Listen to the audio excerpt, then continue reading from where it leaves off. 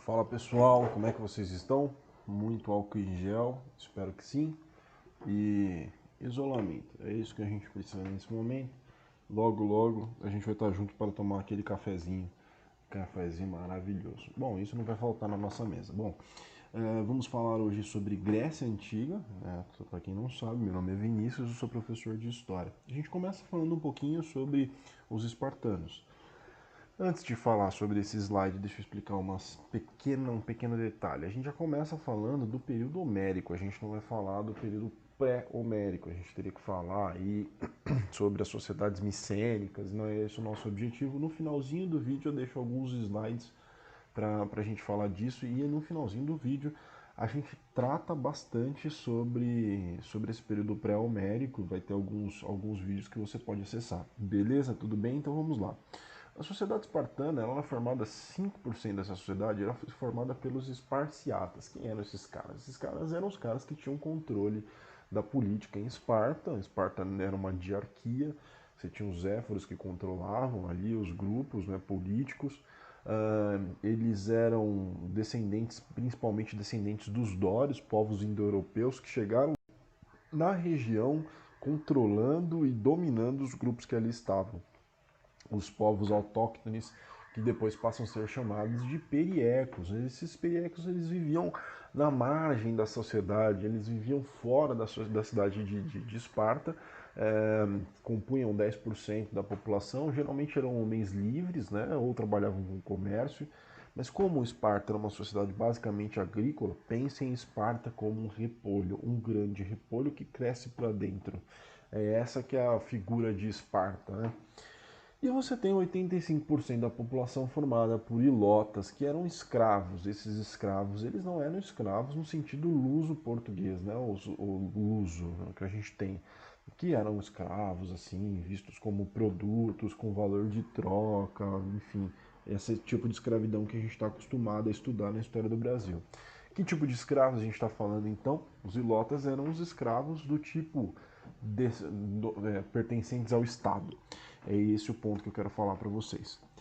Quando a gente pega a educação espartana e a gente compara com a educação ateniense, a gente tem uma ruptura gigantesca. Apesar de serem cidades-estados gregas, elas não deixam de ser estados independentes. Esse que é o ponto de você entender. Você precisa entender que elas são cidades-estados e cidades-estados independentes entre si. Então, quando você olha em Esparta, os meninos eles eram tirados da sua casa aos 7 anos de idade. Até os 7 anos de idade, eles eram criados com as mães, né, principalmente nessa figura materna, ensinando, educando.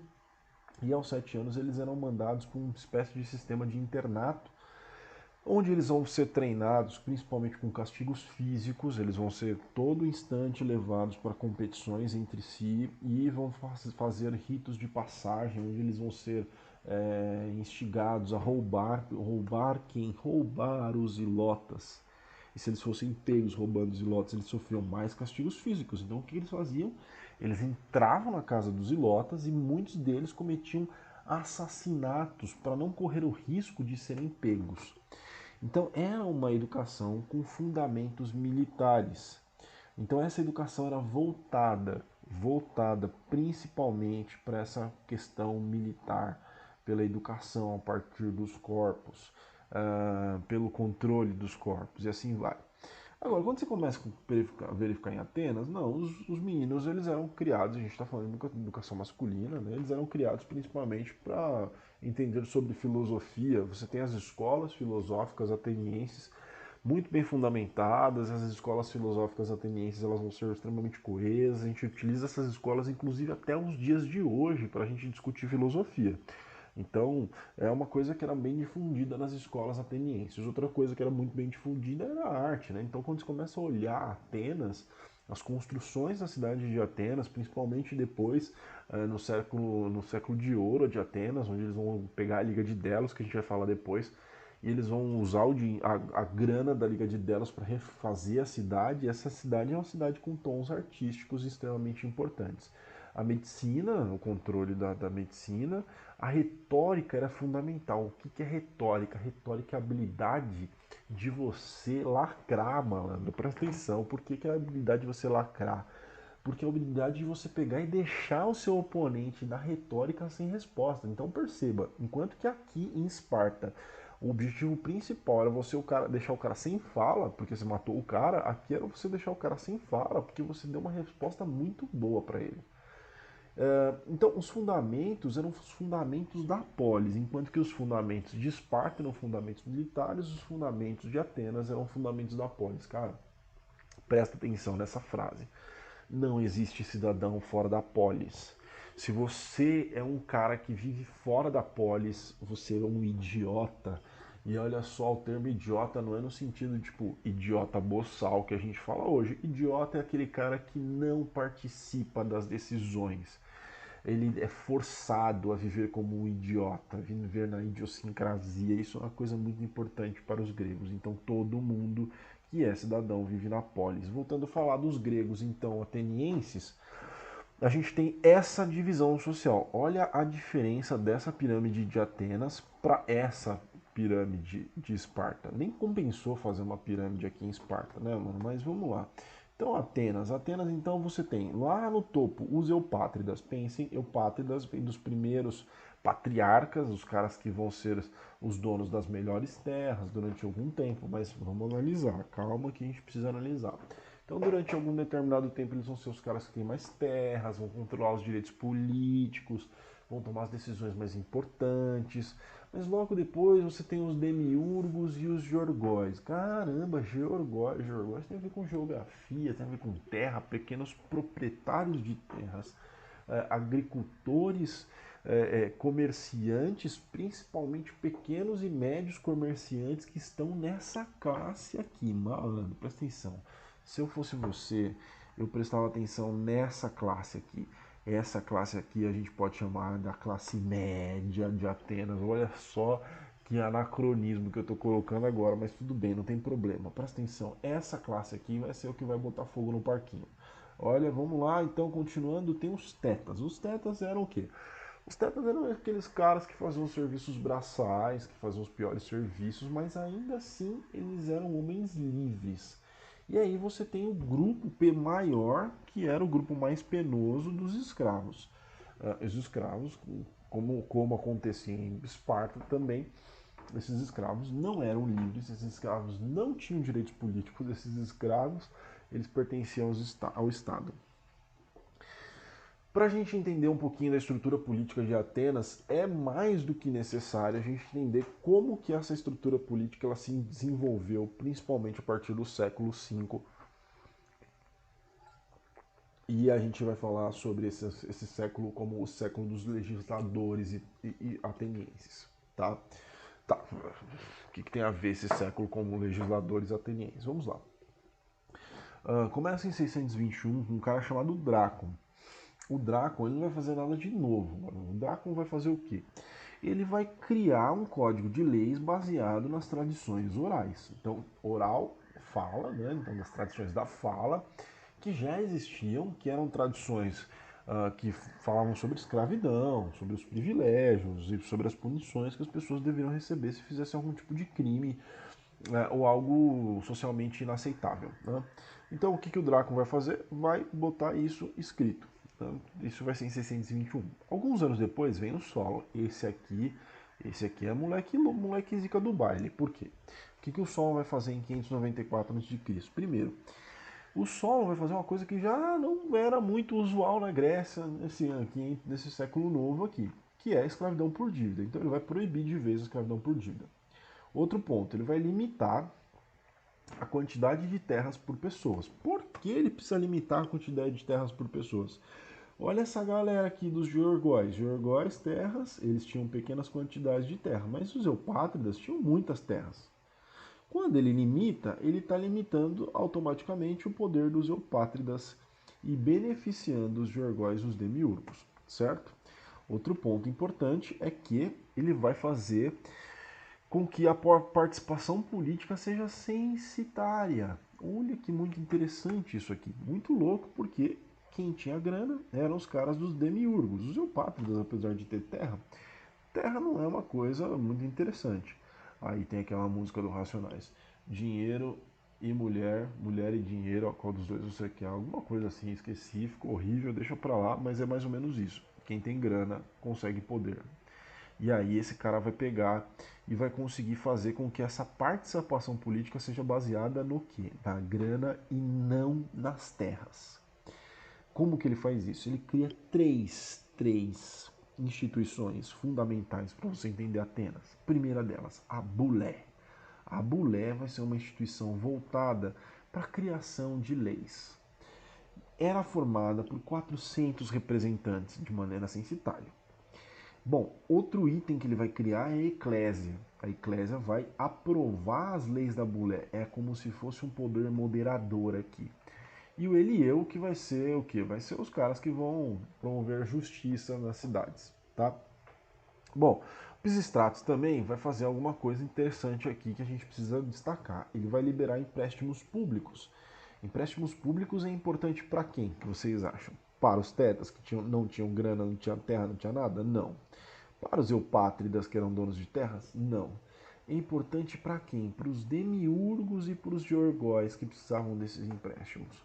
Isso aqui vai agradar então os demiurgos e os georgóis. Outra importante ação do Pisistrato vai ser o que? Ele vai investir em obras que favoreciam principalmente os tetas e os georgóis. Obras públicas, obras benfeitorias na cidade, que vai privilegiar esses dois grupos sociais. E por último, ele vai incentivar a expansão territorial de Atenas. E quando ele incentiva a expansão territorial de Atenas, ele vai ajudar quem? Os eupátridas, que vão se beneficiar dessas novas colônias que vão ser conquistadas pelos atenienses. Bom, entre os legisladores, o mais importante é esse que eu vou falar agora, que é o Clístenes, que vai legislar a partir do ano de 508 a.C. Primeira coisa que o Clístenes vai fazer, ele vai olhar as reformas do Solon, quase um século atrás, e vai falar assim: nossa, que muito louco, essas reformas são importantíssimas, a gente pode melhorar essas reformas. Como? Primeiro, ele vai dividir Atenas em distritos, mais especificamente em 10 distritos. Cada distrito tem 50 representantes. No total, então, 10 vezes 50 vão ser 500 representantes. Esses 500 representantes vai começar um sistema chamado de sistema de demos. Não é sistema do demo, é sistema de demos. Demos é de grupo. Então, vai ser um sistema que eles vão chamar de sistema democrático, mano. Presta atenção. O Aristóteles vai falar assim: olha, a democracia é o melhor dos piores sistemas. É o melhor dos piores sistemas. Sabe qual era o melhor sistema para Aristóteles? Pasmem, mas para ele o melhor sistema é a aristocracia. Ah, mas se você não entendeu, depois você procura lá o Aristóteles, vai ver o que ele está falando para a gente muito melhor. Mas vamos lá, voltamos ao sistema de demos. Os demos vão quebrar as oligarquias, essas oligarquias que eram formadas pelos eupátridas. Agora, com os demos, você poderia participar, mesmo que você fizesse parte do último grupo, que eram os tetas. Escravo, não. Mas você podia participar se você fosse um teta. Qual era o problema? O problema é que você precisava garantir que as pessoas tivessem hegemonia. Essas pessoas pudessem participar. Imagina lá, você fazia parte de um grupo muito pobre, e aí você consegue ser um representante, quando você chega na sua casa está queimada porque alguém quer que você vote em, sei lá, X coisas. Bom, cara, não tem muito o que fazer, vai ter uma pressão para isso. Então, o que o Clístenes cria como um artifício de defesa da democracia? Ele vai criar o ostracismo.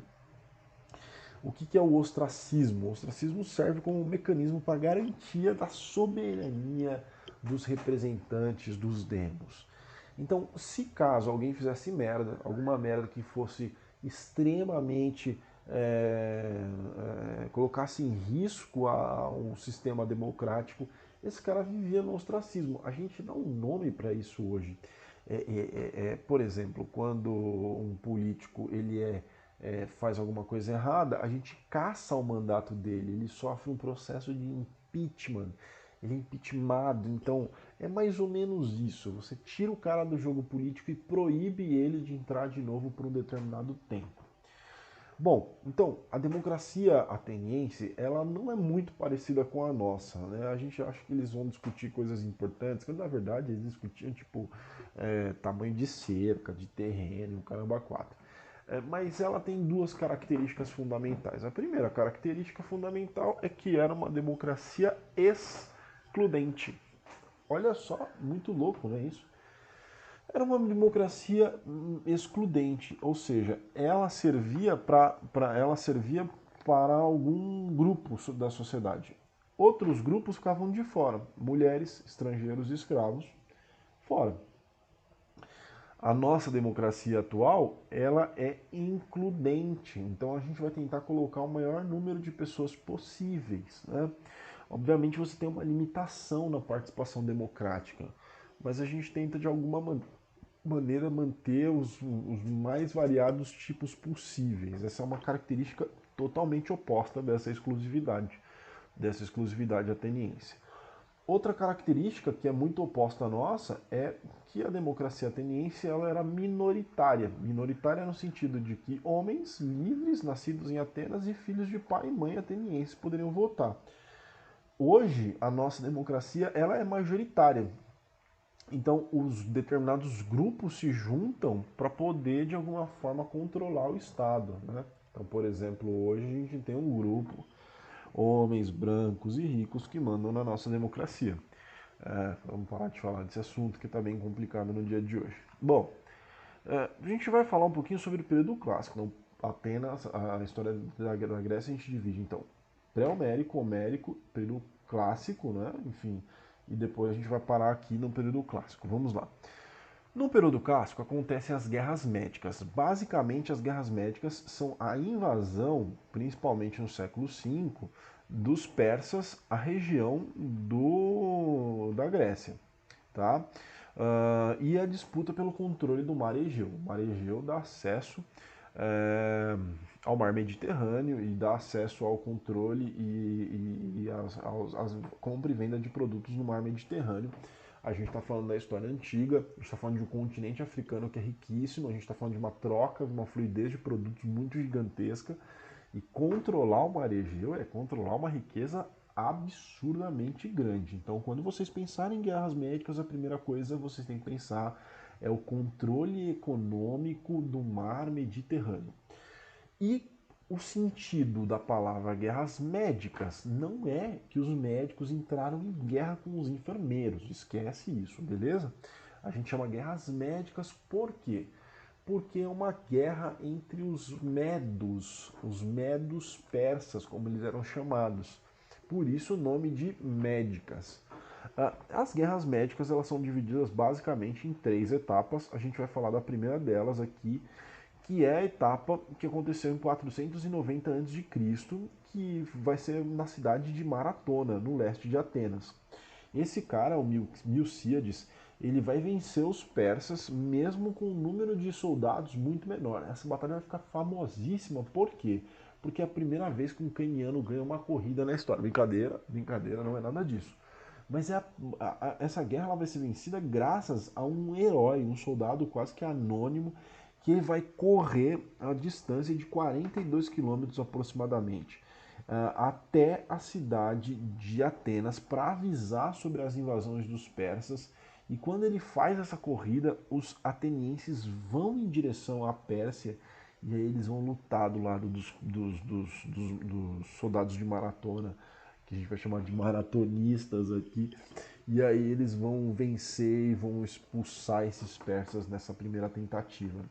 Obviamente vai ser a primeira das três, das duas principais. A segunda já vem já no filho do Dário I, o Xerxes, que inclusive está na Bíblia e tal. Ele vai tentar atacar, mas agora por terra, as cidades do Peloponeso, e aí ele vai bater de frente com um cara chamado Leônidas, que vai ficar famosíssimo pela frase This is Esparta. Caramba, meu inglês é perfeito, mas se vocês entenderam eu vou traduzir para vocês. Aqui é Esparta, meu irmão. E aqui a gente é pé no peito e soco na cara. E aí o Leônidas vai para cima dele com 300 soldados na região de Termópilas, que era uma região de vale. E aí ele consegue, com essa formação maravilhosa que vocês estão vendo aqui na imagem, ele consegue segurar. Eles não vencem os persas, mas ele consegue segurar os persas para que os gregos pudessem fazer uma contrapartida aos exércitos dos Xerxes. Então os gregos vão utilizar uma estratégia chamada estratégia de terra arrasada. Como é que os gregos conseguem neutralizar o poder dos persas?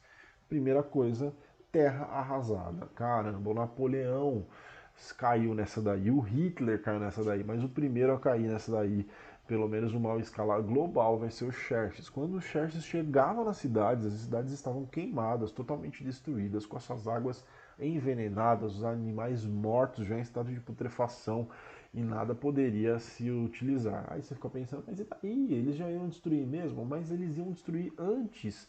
Eles tirariam seus espólios, que era o mínimo para você sobreviver com as tropas.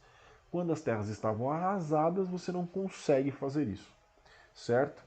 Tá, legal. Outro item importante que faz os persas sucumbirem, ou pelo menos ficarem ali empatados com os gregos, que é justamente o conhecimento geográfico que os gregos têm.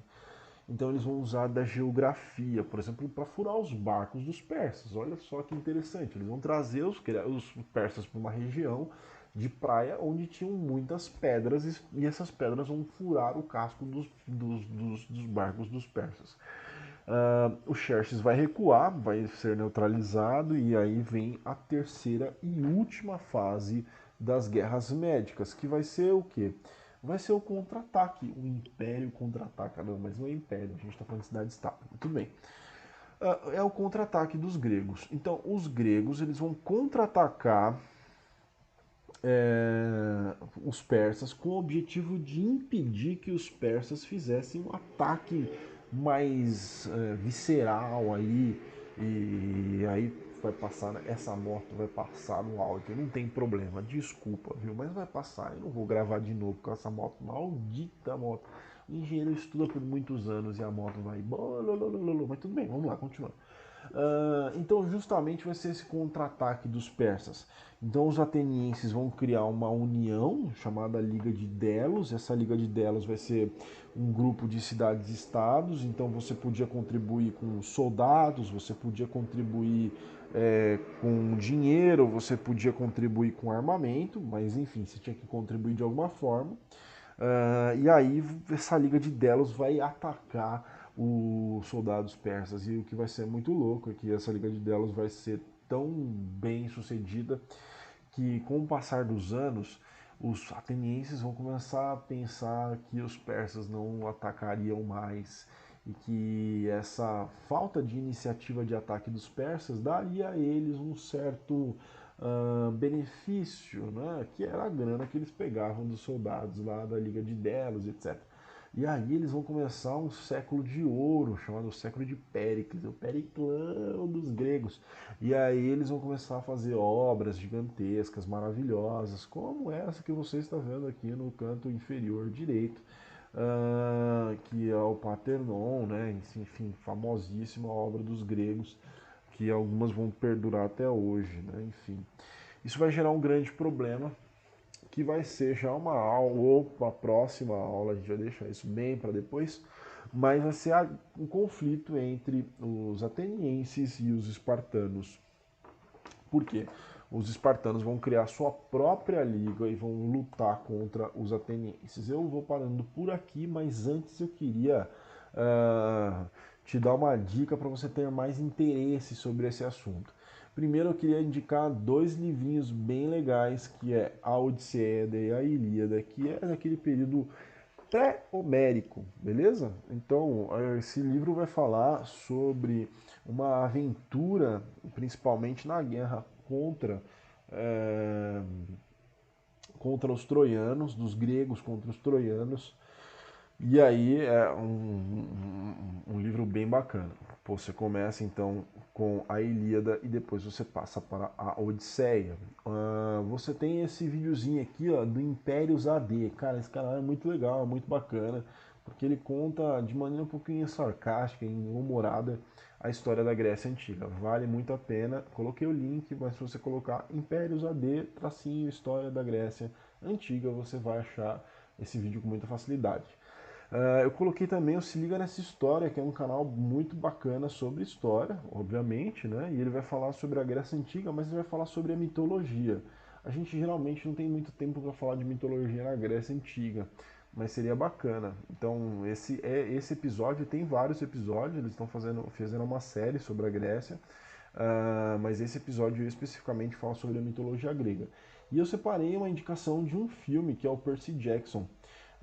O Percy Jackson ele vai tentar fazer uma aproximação dos heróis da mitologia grega e para os nossos dias de hoje. Bom, pessoal, muito álcool em gel para vocês, muito descanso. Espero que vocês tenham gostado e é isso aí, obrigado. E quando passar tudo isso, a gente toma um café junto. Tchau!